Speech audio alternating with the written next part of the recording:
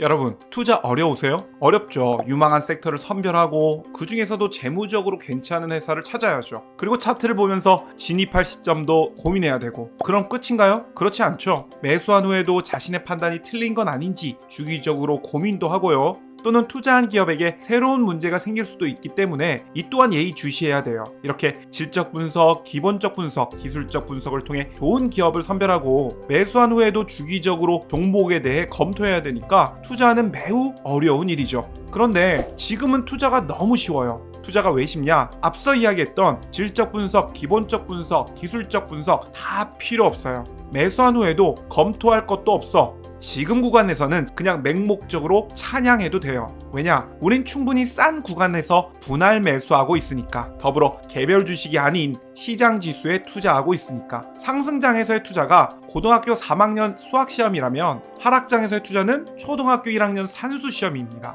이 구간에서 돈을 벌지 못한다? 이 구간에서 투자를 중도 포기한다? 상승장에서는 더더욱 돈을 벌기가 어려울 거예요. 저주가 아니에요. 현실이 그래요. 요즘도 유튜브를 보면 이 주식에 투자하세요. 이 섹터가 밝아 보입니다. 이렇게 좋은 개별 주식을 고르기 위해 노력하는 모습들이 보이는데요. 현재와 같은 하락장에서 굳이 개별 주식에 투자할 필요는 없어요. 지금은 그냥 세계 최고 혹은 한국 최고의 기업에 투자하시면 됩니다. 시총이 높다는 뜻은 그 자체로 현재 그리고 미래에도 가장 유망한 종목이라 시장에서 평가받고 있다는 뜻이에요. 그리고 무엇보다도 현재는 그 기업들의 가격이 작게는 마이너스 30%, 크게는 마이너스 50% 이상 하락한 상태고요. 그리고 뉴스도 많이 보시죠? 놓쳐선 안 될 당신이 잠든 사이 일어난 미국 뉴스. 뭐 이런 건 놓쳐선 안 되는 게 아니라 놓치는 게 상책입니다. 금리가 어떻게 될지, 인플레이션, 어젯밤 주식이 오른 이유 혹은 내린 이유가 무엇인지 이런 것들을 보는 게 의미가 있다고 생각하진 않아요. 그러한 재료들이 모두 반영된 결과물이 바로 현재의 주가죠. 현재의 주가가 낮은 이유는 그러한 악재들이 산재돼 있어서고요. 더 떨어진다고? 아니, 더 떨어질 것 같다고? 바로 그러한 심리 그리고 그로 인한 투자자들의 계획까지 모두 반영되어서 지금의 주가가 만들어진 거예요.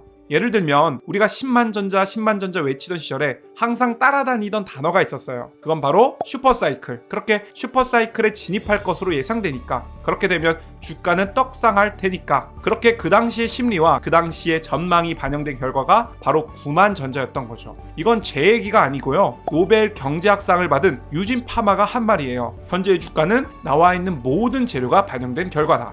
우리는 너무 많은 정보를 얻으려 하고 그 정보를 토대로 분석하고 예측하느라 너무 많은 에너지를 소모하고 있어요. 경제학자들도 매번 틀리는 그러한 예측을 굳이 하지 않아도 됩니다. 이게 감당이 안 될 정도로 불안하고 괴로우시면 이는 스스로 자초한 것일 수도 있어요. 멘탈이 전부라고 외치면서 매일 뉴스를 해석하고 미래를 예측한다든지, 손실 중인 계좌를 매일, 아니 하루에도 여러 번 들여본다든지, 하락장에서 매수하면서 당장 다음날부터 떡상하길 기대한다든지, 투자가 힘든 요인이 외부에 있지 않고 투자자 자신에게 있을 수 있다는 거죠. 투자가 어렵다고 느끼신다면 한번 뉴스를 멀리해 보세요. 그리고 자신이 정한 원칙에 따라 매수할 때만 계좌를 열어보시면 됩니다.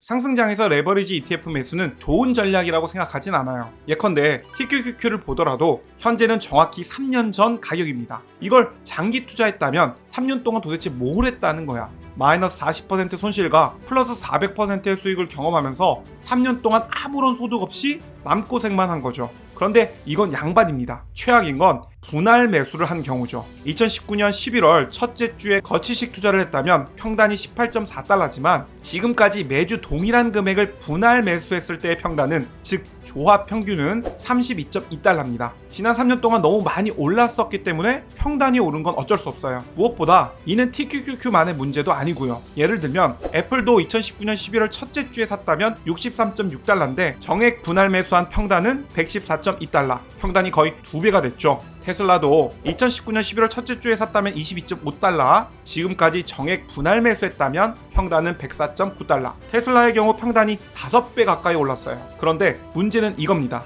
TQQQ의 평단은 32.2달러, 현재가는 18.2달러, 수익률은 마이너스 43.5%. 애플의 평단은 114.2달러, 현재가는 145, 수익률은 플러스 28%. 테슬라의 평단은 104.9, 현재가는 214.98, 수익률은 104.9%. TQQQ만 유독 손실 중에 있어요. 이는 더 높이 올랐을 때 더 많이 떨어지는 복리 효과로 인한 현상이죠. 그러니 상승장에선 1배수에 투자해야죠. 유망한 섹터, 유망한 개별 주식을 발굴해야죠. 그게 말처럼 쉽지 않죠. 그래서 주식이 어려운 거고요. 물론 상승장에서 마음은 즐거울 수도 있어요. 계좌가 수익권이니까. 그러니까 지금과는 정반대라고 할 수 있죠. 상승장에서는 마음은 즐거운데 투자 자체는 어렵고 힘들어요.